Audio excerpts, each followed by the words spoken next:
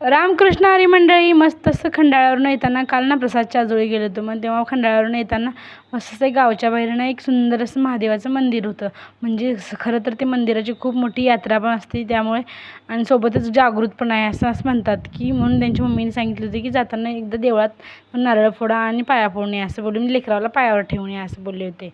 मग काय जात जात त्या मंदिरात गेलो होतो. मंदिराचं वातावरण काय इतकं सुंदर आणि फ्रेश होतं की सांगूच नको. मंदिराने फ्रेश अशी हवा, आणि मंदिरात म्हणलं ना कसं पण पॉझिटिव्ह एनर्जी असते.